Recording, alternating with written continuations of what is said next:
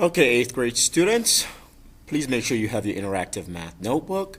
You're going to go ahead and take some notes on square and square roots.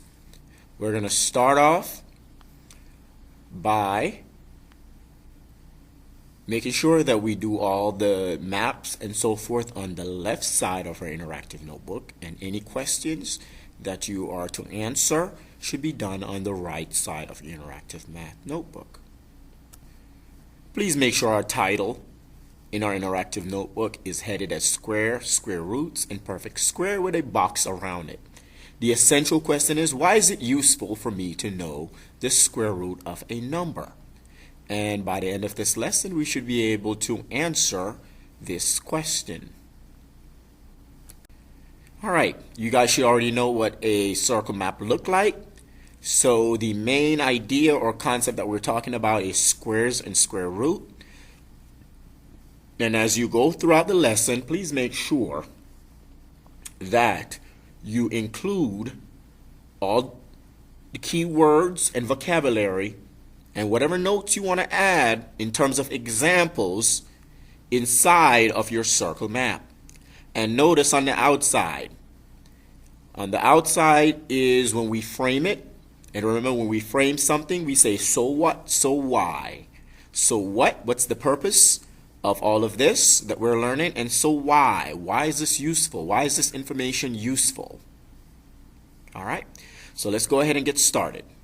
All right, the first thing we want to talk about is the area of a square. The area of a figure is the number of square units needed to cover the figure. For instance, look at the example below. The figure here is a 4x4 area, okay? And so the entire area would equal to 16 in all. If you count up all the small boxes, you see that it equal up to 16. And notice with a square, the sides are equal. So in actuality, you're multiplying 4 times 4, which will give you that 16. That's what makes a square special.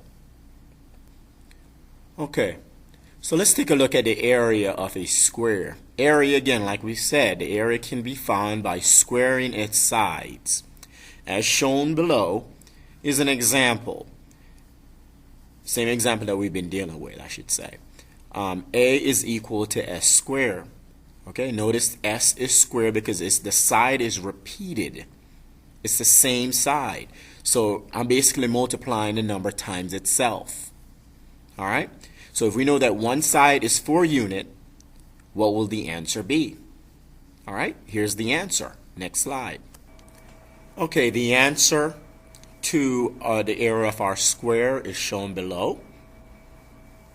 As you can see, the answer is 4 times 4, which is 16 square units. All right, so now that we've talked about some basic idea of what square is, you're going to go ahead on the right side of your interactive notebook and answer the following 5 questions. You can pause the video to answer these questions at your own pace.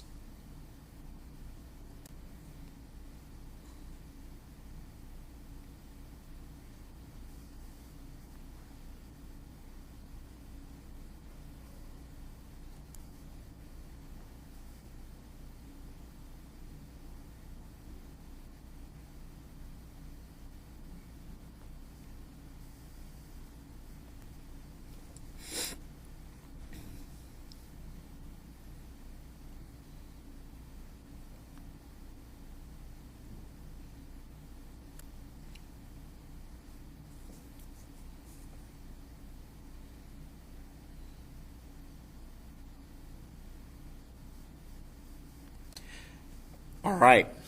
Now if you complete those 5 questions, let's go ahead and refresh a little bit. Make sure to remember that when we are squaring a number, we're multiplying it times itself. You can indicate squaring a number with an exponent of 2. We might want to add that to our circle map. And by asking for the square of a number, or by asking for a number squared, all you have to do is go ahead and multiply the number times itself. So those are the 2 types of ways you will hear somebody say, oh, number squared or square a number. All right.